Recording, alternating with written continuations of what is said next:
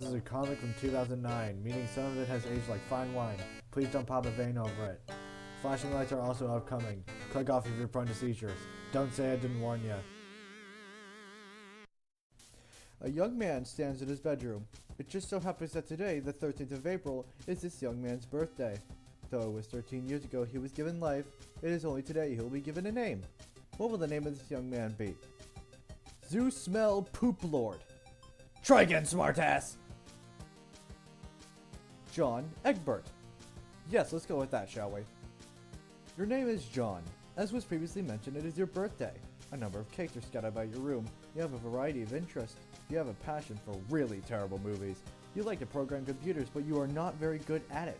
You have a fondness for paranormal lore and are an aspiring amateur magician. You also like to play games sometimes. What will you do? Your arms are in your magic chest, Poop Lord! Out of sympathy for John's perceived lack of arms, you pick up the cake for him and put it on his bed. You retrieve your fake arms from the chest. You use these for hilarious antics. You capture-log them in your Silodex. You have no idea what that actually means, though. There are other items in the chest. In here, you keep an array of humorous and mystical artifacts, each one a devastating weapon in the hands of a skilled magician or a cunning prankster. You are neither of these things.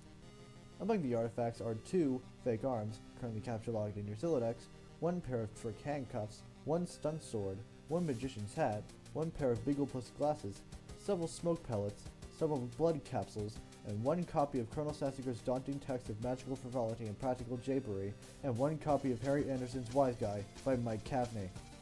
Some of this stuff may come in handy at some point, but for now, you just decided to take the smoke pellets. You stow the smoke pellets on one of your capture log cards in your Silodex. You still aren't totally sure what that means, but you're starting to get the hang of the vernacular at least. You have 2 empty capture log cards remaining. You aren't totally sure if equip is a verb copacetic with the abstract behavioral medium in which you dwell, but you give it a try anyway. Unfortunately, you cannot access the fake arms. Their card is underneath the one you just used to capture log the smoke pellets. You will have to use the pellets first in order to access the arms, but this is probably unadvisable since you just make your room lousy with smoke. Your Silodex's fetch modus is currently dictated by the logic of a stacked data structure. You were never all that great with data structures and you find the concept puzzling and mildly irritating. But with any hope, perhaps you will advance new, more practical fetch modi for your Silodex with a little more experience. Is it even possible to get any more hard-boiled than that? You really doubt it. This poster was one of your wisest purchases. There is a nice spot on the wall next to it. You've been meaning to hang another poster there soon. Happy birthday, son. I am so proud of you. This note is rich with the aromas of fatherly aftershaves and colognes. Beside the note is a rolled-up poster. Another birthday artifact. You wonder what is printed on the poster. You'll need some way to hang it on your wall.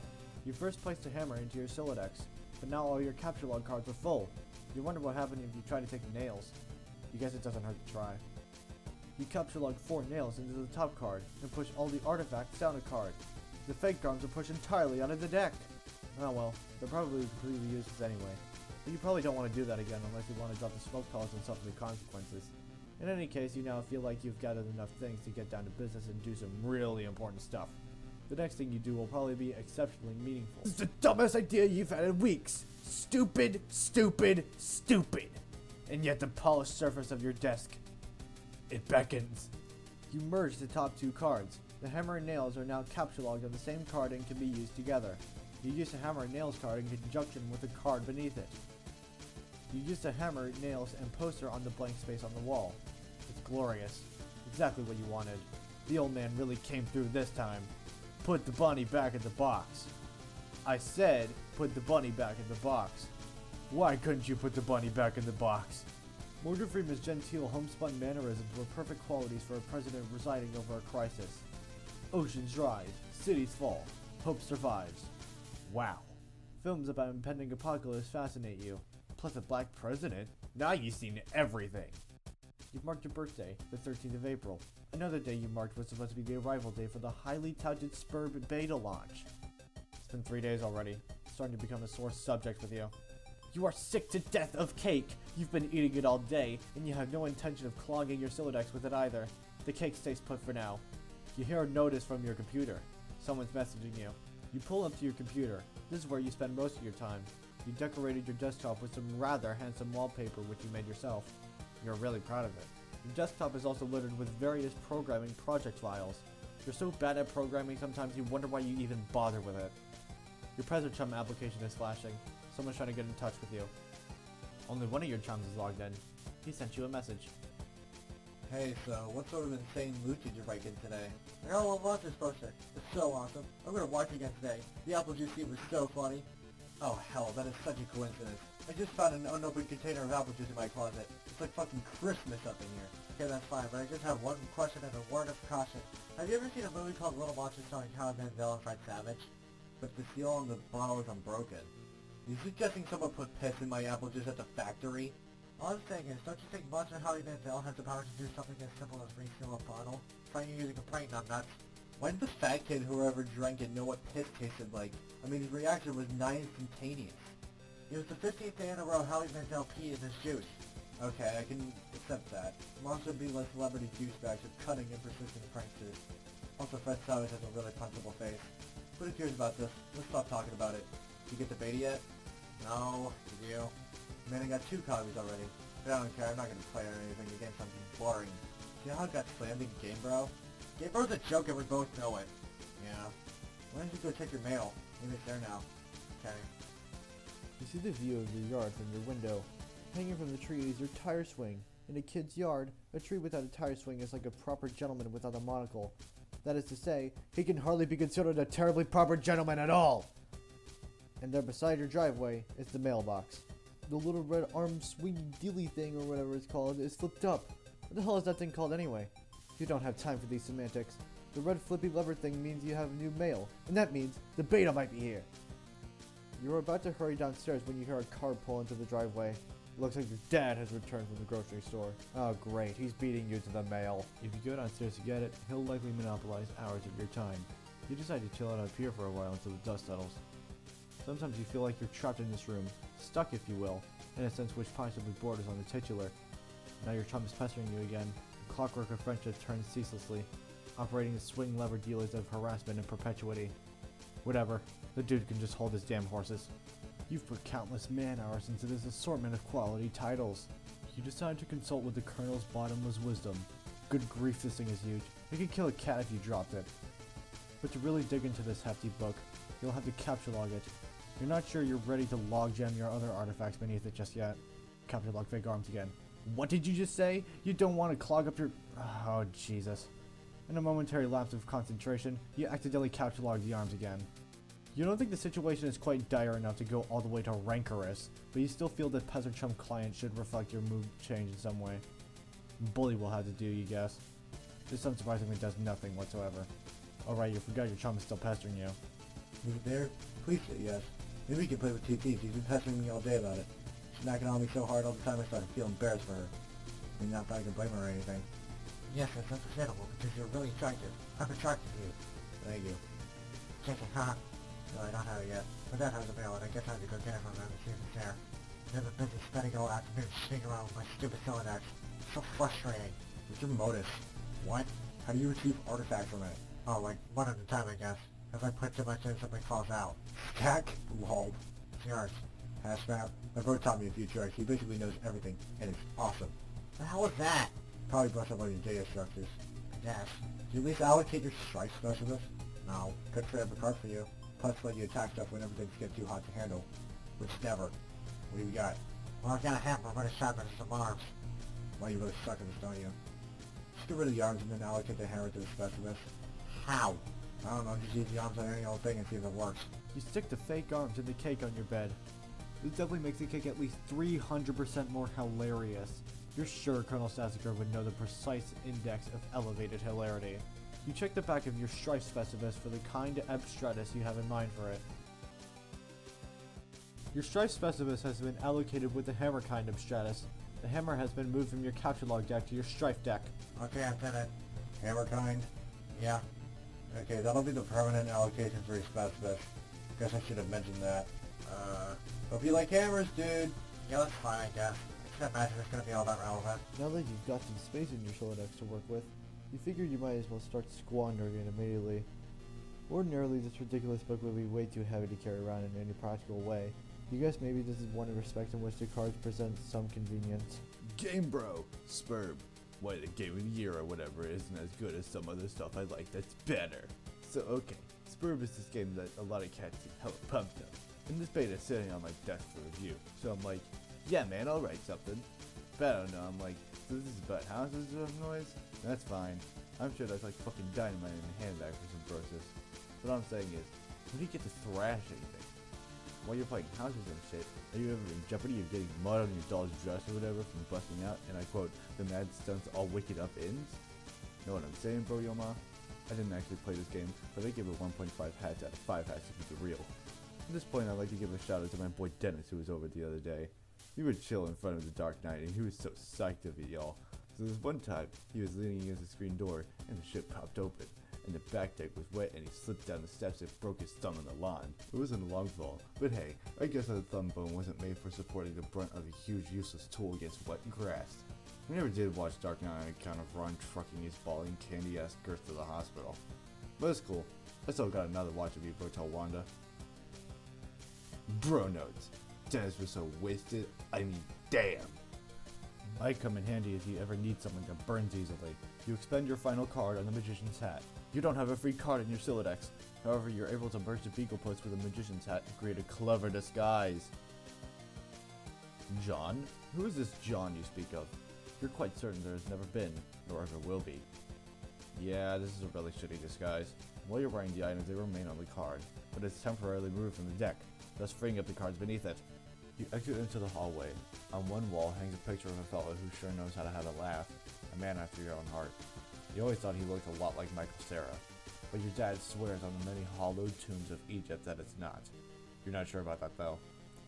On the other wall is one of your dad's stupid clowns, or harlequins, as he's quick to correct anyone who ventured such brazen assumption. The accursed odor of fresh bacon wafts into your newfound nostrils. Something is brewing in the kitchen. It must be the connivings of your arch nemesis, Betty Crocker, and the rich buttery aroma of her plot stinks to high heaven. This mission is going to be more difficult than you imagined. You check out the shelves of fanciful harlequins. Look at this fucking garbage. You hate this stuff. Funny is funny, but your dad sure can be a real cornball. Sometimes at night you pray for burglars. A bright orange flame flickers in the fireplace. It doesn't matter that it's April and not terribly chilly outside. In a home, a fireplace needs a fire, because that's what fireplace is for. A fire belongs in a fireplace, damn it. Categorically, at all times, without exception. A home borrows the spirit of the flame for as long as it makes a guest of it, much as the moon takes liberty with the sun's rays. The moon's an errant thief, and her pale fire she snatches from the sun. Mark Twain. You're almost certain Mark Twain said that. Doesn't burn as quickly as you hoped. Each GamePro magazine is guaranteed to be printed on 40% recycled asbestos. For big ups to Mother Earth, yo. You examine the sacred urn containing your departed Nana's ashes. When your father gives her portrait a wistful glance now and then, you can tell it brings back painful memories. A tall bookshelf, a ladder, an unabridged Colonel Sassacres. He never wants to talk about it. You clumsily mishandle the sacred urn, ashes everywhere. In retrospect, upon mulling cinematic tropes regarding ash-filled urns, his outcome was a virtual certainty. You better clean it up before Dad finds it. You think now would be a good time to beef up your clever disguise. Champ, you can do anything if you put your mind to it. I believe in you. Contemplating what could be inside this package is sort of exciting, but it makes you a little nervous at the same time.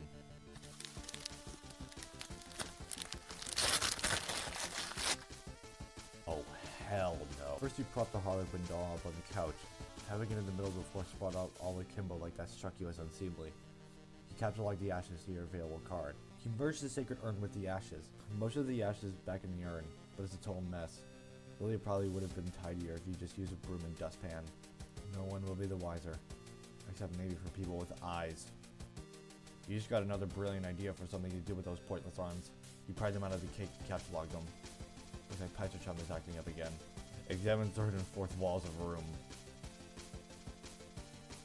Another one of your chums is messaging you. I understand you've recently come into possession of the beta release of the Game of the Year, as featured in respectable periodicals such as Game Bros magazine. That doesn't like me, rumor. Whoever told you that is a filthy liar. You should probably stop hitting on all the time or whatever. I can't control myself. I must have a weakness for insufferable pricks. Anyway, I still have to check the mail. My dad has it. Trying to go get it from him, so BRB. John. What? You're wearing one of your disguises now, aren't you? You're talking to me right now while wearing something ridiculous. No, why would you even think that? That's so stupid. Okay. Why don't you go get the game from your father? I wish me luck. Oh, by the way, think I was wearing a funny this whole time. Gotcha. I know, John. That laugh! You can now execute that brilliant idea you had. There should be just enough frosting on the fake arms to serve as an adequate adhesive. You don't care what Colonel Sassacre says. That makes it at least 1,000,000% funnier. You put this back in the fire where it belongs. Well, as long as you're cleaning up. You can carry heavy items, but that thing is just way too big. Get real! Besides, you don't even want it. You thought about consulting the text to determine exactly how hilarious the doll is now, but this text is way too big to navigate in a timely fashion. You decide to forget it. The door on the left leads to the kitchen, from which the smell of baking wafts. A powerful aroma which could lift an especially portly hobo off his feet. The door on the right leads to the study, where your dad spends a lot of time. He could be in either room. Where will you go?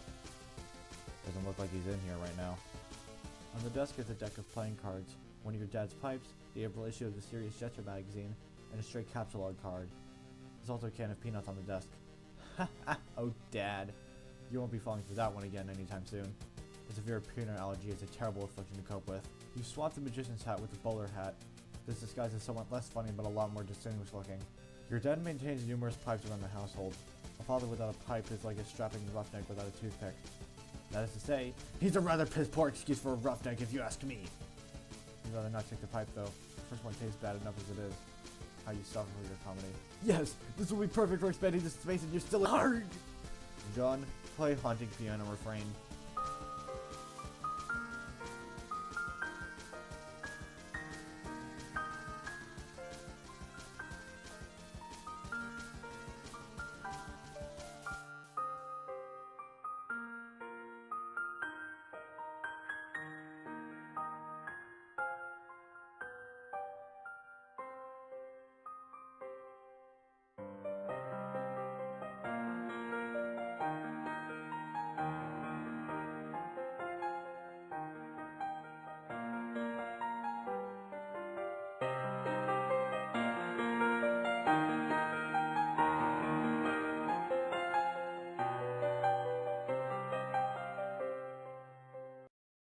You play the prankster's favorite card game, even though you're alone in the room, thus rendering it an especially foolish version of solitaire. So stupid, look at this mess. The peanut gallery over there sure is getting a kick out of it. You're allergic to their scorn. You go back into the living room and contemplate checking the mailbox outside. You think perhaps you should exhaust all possibilities before plunging headlong into a dang counter. The television is currently airing a commercial. You exit the house. Predictably, the mailbox is empty. You've already been scooped by your father. The streets are empty. Wind skims the voids, keeping neighbors apart, as if grazing the hollow of a cut reed, or say a plundered mailbox. A familiar note is produced, as the one desolation plays to keep its instrument in tune. It's your 13th birthday, and as with all 12 preceding it, something feels missing from your life. The game presently eluding you is only the latest sleight of hand in the repertoire of an unseen riddler, one to engender a sense not of mirth, but of lack. His coarse schemes are those less of a prankster than a common pickpocket. His riddle is absence itself. It's a mystery dispersing altogether, like the moon's faint reflection, with even one pebble of inquiry dropped in its black well. It's the most diabolical riddle of all. Absence diminishes little passions, and increases great ones, as wind extinguishes candles in fans of fire. Walt Whitman. Yes, you're certain Walt Whitman said that. 100% positive. You have a feeling it's gonna be a long day.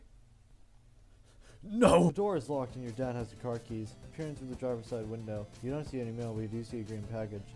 There's also something underneath that looks like a slip of paper. Could these items have come in the mail? You don't see anything else that's usually in the mail, like bills and coupons. Maybe your dad forgot to take the stuff inside. You try to take a gander through the kitchen window. You can't see a whole lot. Seems your dad has been doing so much baking the glass is steamed up. God, he's so weird. But you can see what's on the table just beside the window. It looks like the mail is there, including among it is a red package, some bills, your dad's PDA, and an envelope that appears to be suspiciously labeled with the Sperm logo. Could it be? Unfortunately, the window's locked. You have no other choice. You're going in. Clever disguise, it's time to work your magic.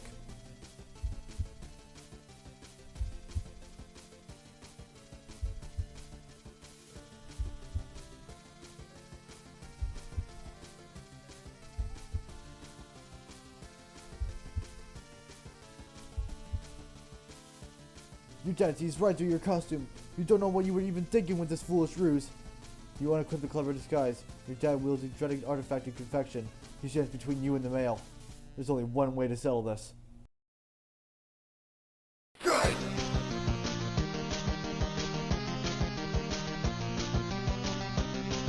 Auto pastry. Goat slice.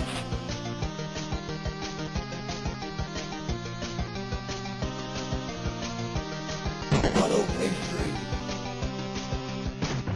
Goat slice.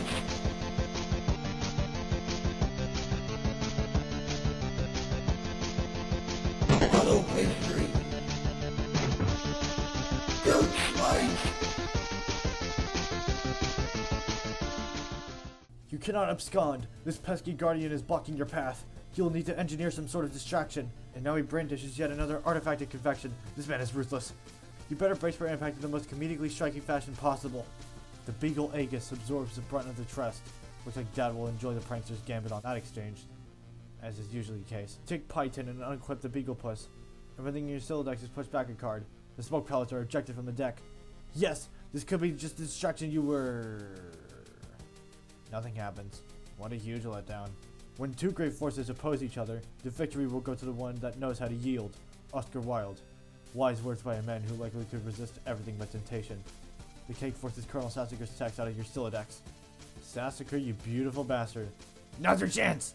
Now that Dad is busy placating the smoke detector, you can safely sneak away. You snag your dad's PDA. Maybe later you'll switch the background image to something hilarious as a prank. Besides, it may come in handy later. Spare capture log card is forced out of the Silodex, and consequently integrated with the deck.